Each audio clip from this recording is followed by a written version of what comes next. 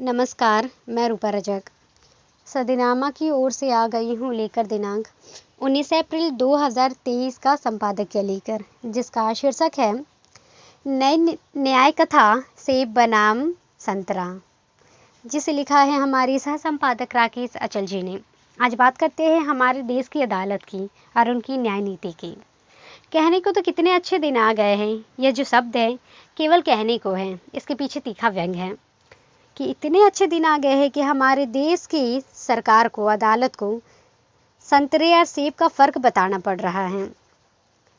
संयोग से देश की ऐसी सरकारें हैं जो माननीय अदालतों के अमानतों की रखवाली तक नहीं कर पा रही हैं। और जानते हैं इस संबंध में आगे क्या कहते हैं हमारी संपादक महोदय। कितने अच्छे दिन आ गए हैं कि देश की सबसे बड़ी अदालत को देश की सबसे ताकतवर सरकार को सेब और संतरे का फर्क बताना पड़ रहा है। देश में संयोग से ऐसी सरकारें हैं जो माननीय अदालतों की अमानतों की रखवाली तक नहीं कर पा रही हैं।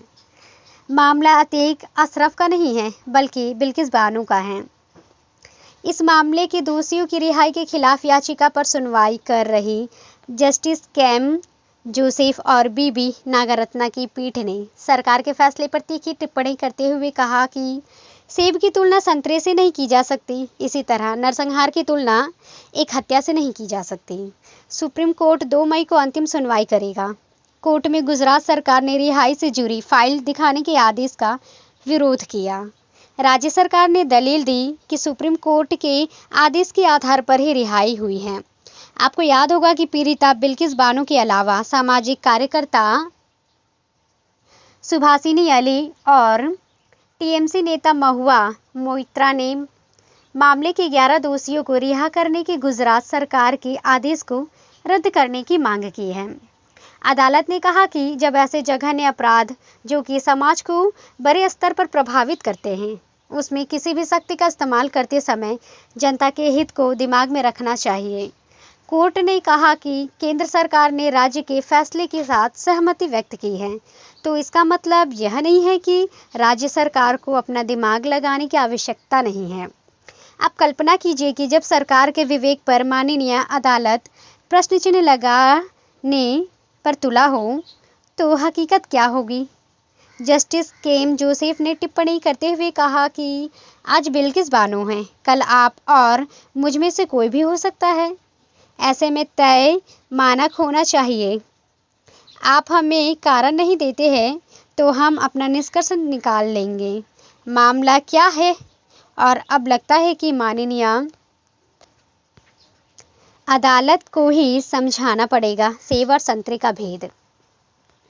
कोई 2 दशक पहले गुजरात के गोधरा में साबरमती एक्सप्रेस के डिब्बे में आगजनी की घटना के बाद दंगे भड़क उठे थे। इस दौरान साल 2002 में बिल्किस के साथ गैंगरेप भी किया गया था। साथ ही उनके परिवार के 7 लोगों की हत्या कर दी गई थी। इस मामले में कोर्ट ने 21 जनवरी 2008 को 11 दोषियों को उम्र कैद की सजा सुनाई थी।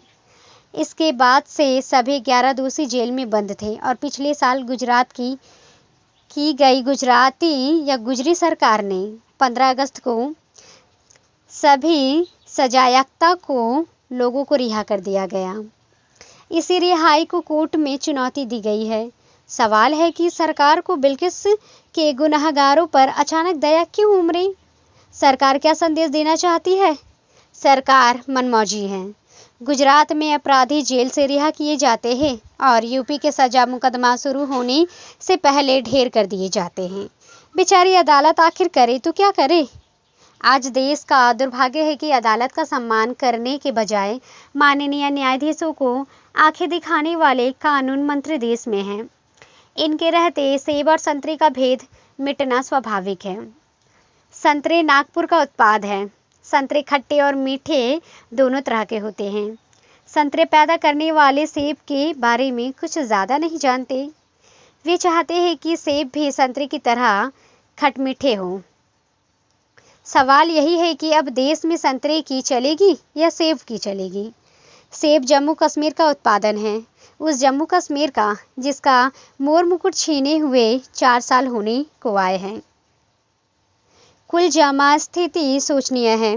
जनता परेशान है, अदालत परेशान है, संसद परेशान है और कोई सुनने को तैयार नहीं। जब सुनवाई की जगह अनसुनवा या अनसुना किया जाएगा तो एक दिन ऐसा भी आएगा कि जब सेब और संतरे में जो गुत्थम गुत्था होगी और दुनिया तमाशा देखेगी।